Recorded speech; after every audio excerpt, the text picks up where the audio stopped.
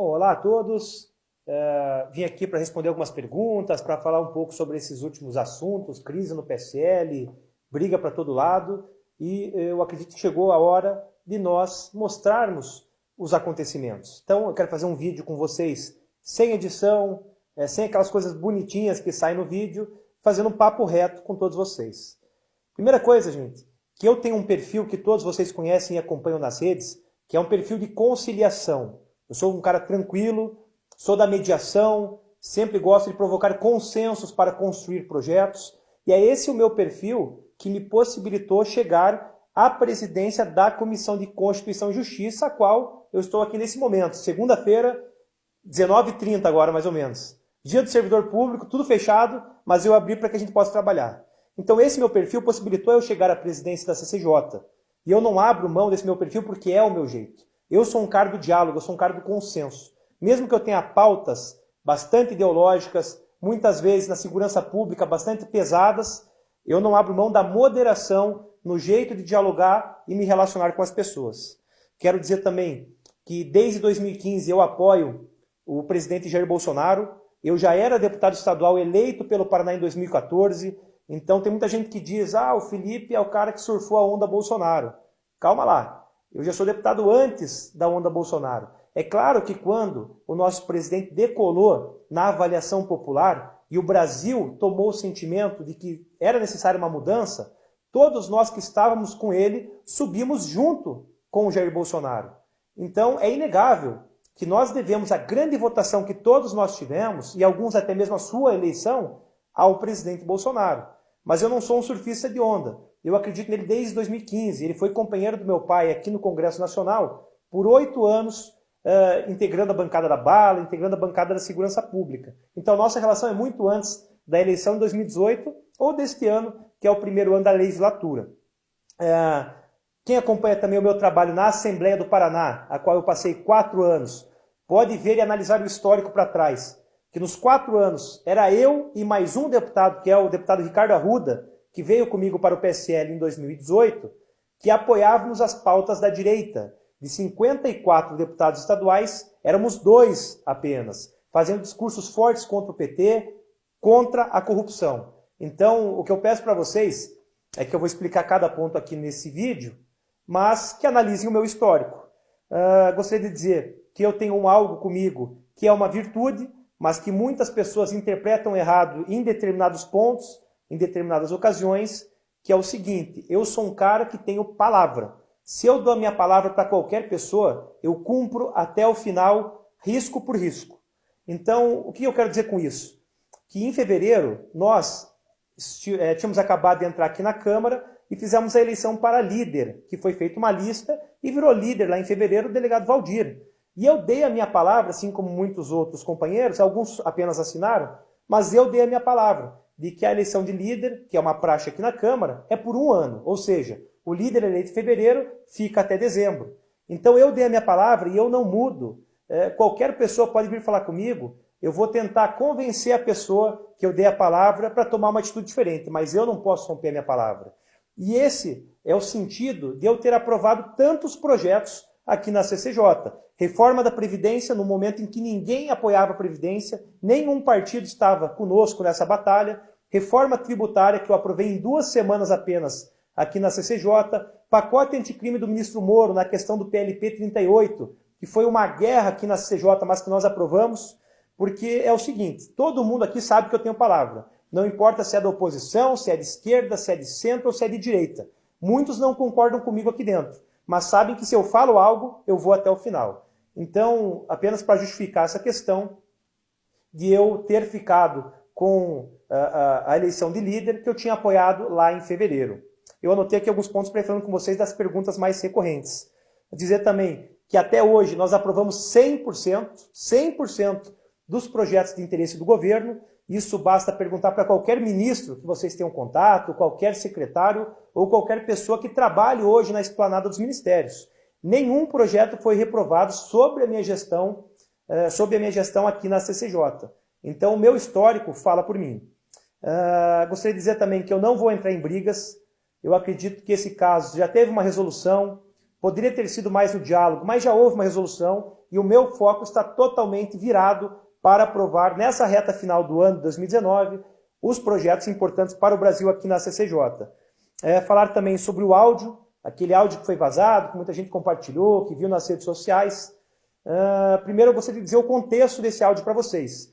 Eu passei terça-feira aqui na CCJ durante quase 6 horas em obstrução para tentar ler o relatório da PEC da prisão após condenação em segunda instância.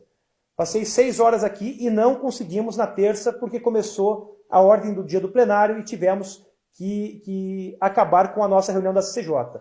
Na quarta-feira, retornamos pela manhã, ficamos muitas horas também em obstrução, vocês viram a briga que foi com a oposição para que pudéssemos ler o relatório favorável à prisão em segunda instância. E quando eu saí da CCJ, com aquele clima de estresse, tinha batido boca com muitos deputados da oposição, que até muitos vídeos viralizaram na rede, eu vim direto da CCJ para a liderança do partido, a liderança do PSL. Chegando lá, com um monte de coisa na cabeça, estressado pra caramba, eu vi muitos deputados brigando, já estava aquele clima de guerra, que eu não estava entendendo ainda o porquê, lista para um lado, lista para o outro, não sei quem ligando para outro deputado para fazer alguma questão, dizendo que vai virar inimigo, que vai virar oposição.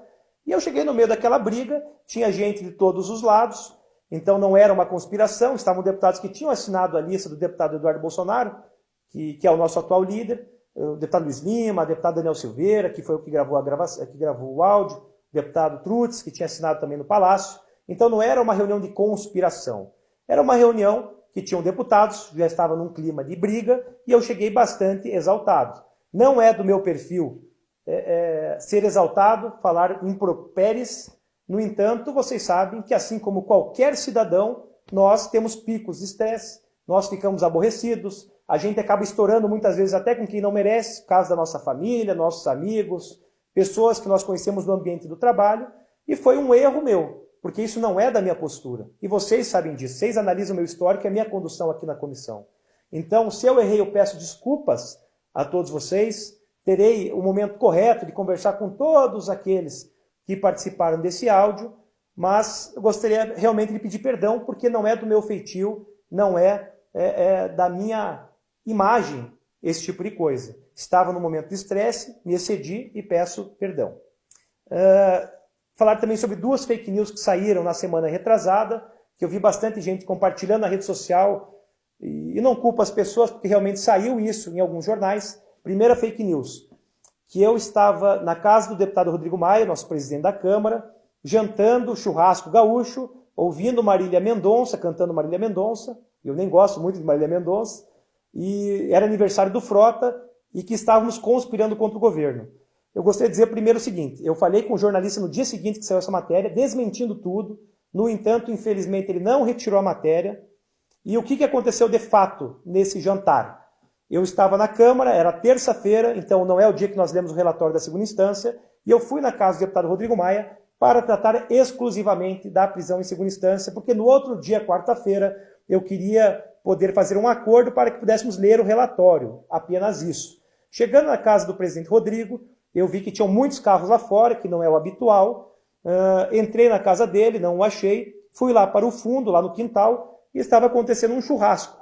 Tinha lá cerca de 60, 80 deputados de vários partidos, e daí que eu fui entender o que era. Não era aniversário do Frota, então isso é uma mentira, primeira mentira da matéria.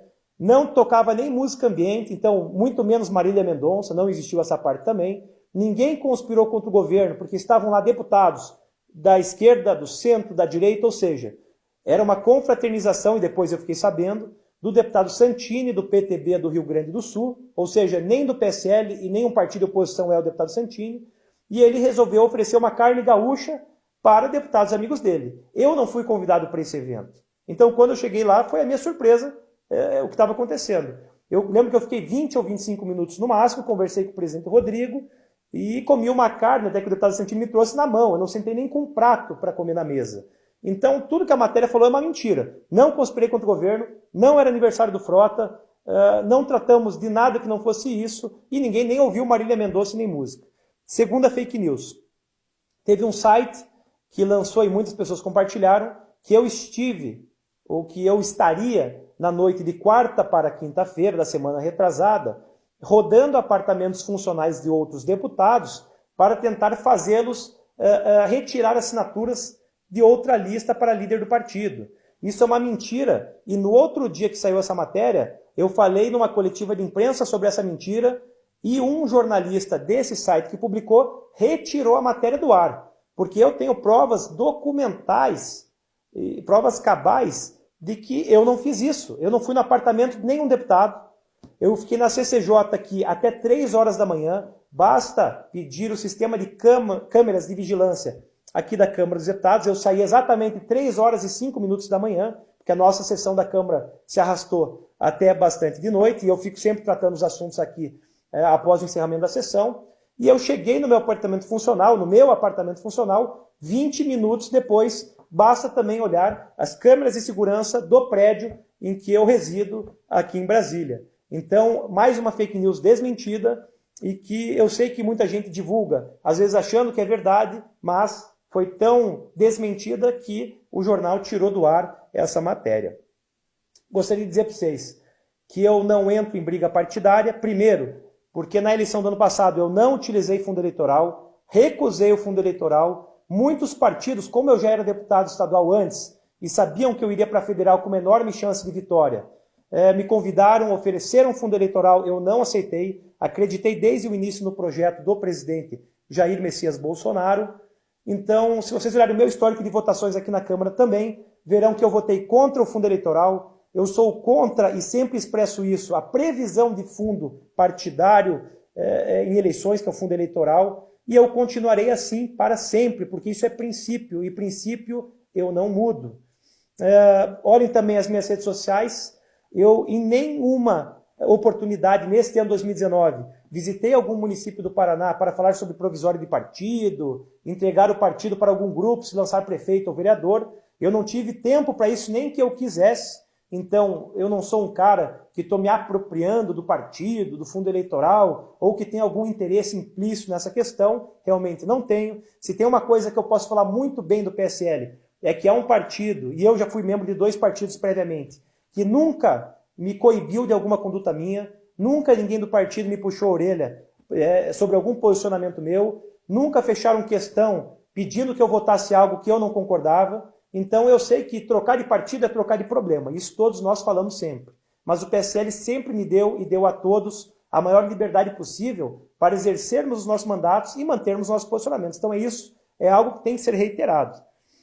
Gostaria de dizer também que eu acho que chega de briga nesse momento. Está um clima horrível aqui dentro do plenário da Câmara. Deputados que eram amigos até 2 semanas atrás, hoje já não se olham mais na cara. E isso é bom para quem, pessoal? Isso é bom para a oposição, isso é bom para a esquerda, isso é bom para todos aqueles que não querem ver o Brasil dar certo, porque se o Brasil der certo, o governo vai dar certo. É questão de economia. Então, não é bom para nenhum de nós essa briga que está acontecendo. E vocês podem ter certeza que de mim, nunca esperem eu afrontar algum colega meu, eu xingar alguém ou provocar o racha onde quer que seja, porque eu sou um cara do diálogo e que gosto de tentar unificar essas bases, sendo que a nossa base já é minoritária aqui na Câmara. Vocês acompanham isso todo dia. Nós já somos minoria, e se racharmos, fragmentarmos, ficará ainda pior. Nesse final de ano ainda temos muitas reformas importantes para aprovar aqui na CCJ. Gostaria apenas de falar algumas, porque vocês estão me cobrando na rede social. A primeira, a reforma administrativa, que o governo está finalizando o texto sobre a flexibilização dos servidores públicos e vai mandar, e vamos tramitar em celeridade aqui na CCJ. A PEC da regra de ouro, para quem não sabe, é o assunto que caçou a presidente Dilma Rousseff, que foi a causa do impeachment dela. Vocês viram a briga que nós tivemos para aprovar o PLN 4, para o governo federal não parar durante esse ano, no mês de julho. E essa PEC da regra de ouro é o que resolve os problemas das finanças públicas do governo nesses momentos de crise econômica. Então é uma PEC que amanhã, terça-feira, eu quero que possamos ler o relatório para pedir vista e já votar na semana seguinte, porque é importante não só para o governo, é bom para o Estado brasileiro. Prisão em segunda instância, que o pessoal me cobra bastante. Eu fui o primeiro a trazer esse debate à tona na semana retrasada. Quarta-feira agora teremos uma audiência pública sobre o assunto. E logo que ocorra a audiência pública, já estará pronto para a pauta e eu quero que se vote logo. Trabalharei incessantemente para que possamos colocar na Constituição, no nosso texto constitucional, a previsão da prisão após condenação em segunda instância. Estou lançando nessa quarta também aqui na CCJ uma subcomissão especial de reforma política, reforma eleitoral. O brasileiro espera há muitas décadas que o Congresso consiga legislar, e isso é difícil porque cada partido tem uma orientação, na questão da reforma política, discutindo o modelo de voto, discutindo a maior participação do eleitor, discutindo a questão das urnas, que muita gente duvida da veracidade do processo eleitoral. Então, eu montei essa subcomissão de reforma política para tentar fazer um projeto importante, substancial para o Brasil. Pacote anticrime. Pacote anticrime são 3 projetos. Um deles eu aprovei na CCJ, sobre muitas críticas de alguns colegas, que é o PLP 38, que é aquele que separa a justiça eleitoral da justiça comum, projeto do ministro Sérgio Moro. O segundo projeto do anticrime é a criminalização do Caixa 2. Esse projeto está na Comissão de Finanças e eu toda semana converso com o relator da proposta lá na outra comissão e com o presidente para que pautem e aprovem logo. Pautado e aprovado, ele virá para a CCJ e eu cuidarei pessoalmente do texto da criminalização do Caixa 2. E o terceiro projeto do Sérgio Moro é a questão mais ampla, que envolve excludente de licitude, recursos, fases processuais, e esse eu tenho trabalhado para aprovar aqui na CCJ medidas que possam corrigir distorções feitas no relatório no grupo de trabalho. Também temos redução do número de congressistas, que vocês pedem bastante. Eu designei o relator na semana passada, estou pedindo que ele apresente logo o seu voto. Temos que discutir essa questão. Eu sei que é muito difícil passar, então não posso prometer isso para vocês. Reduzir o número de deputados e senadores é algo difícil, mas é algo que tem que ser estudado. Temos também a PEC da bengala ao inverso, que é aquela questão que reduz de 75 para 70 anos. A questão da aposentadoria, não só dos ministros do Supremo, mas de todo o funcionalismo público. É algo que eu vou colocar em discussão. E o Brasil também espera uma discussão bastante importante e técnica sobre esse assunto. E também, para finalizar, mas tem muitos outros assuntos, o projeto do homeschooling, que é um projeto que descriminaliza as famílias que querem ter a liberdade de ensinar seus filhos de uma maneira diferenciada, de uma maneira mais familiar. Então eu sou o relator desse projeto do homeschooling aqui na CCJ, estou pautando para essa semana também, para que possamos avançar nessa pauta. São inúmeros projetos, inúmeras brigas que teremos pela frente com a oposição e com alguns deputados que não concordam com esses projetos. Então temos que resguardar as nossas forças para fazer o Brasil avançar. Podem ter certeza e esperar de mim essa postura, uma postura de terminar com as brigas, de conciliação, de apaziguamento dessas relações, porque só quem perde é o povo brasileiro, é a base do governo e o partido. Não esperem de mim nenhuma ação que possa prejudicar a solução dos problemas. Um abraço a todos e também quem ainda tiver uma dúvida, quiser perguntar alguma coisa sobre algum projeto ou sobre essas brigas mesmo para que eu possa explicar melhor, manda mensagem inbox aqui no Twitter, no Instagram ou no Facebook, que eu mesmo responderei a todos vocês. Um abraço, pessoal.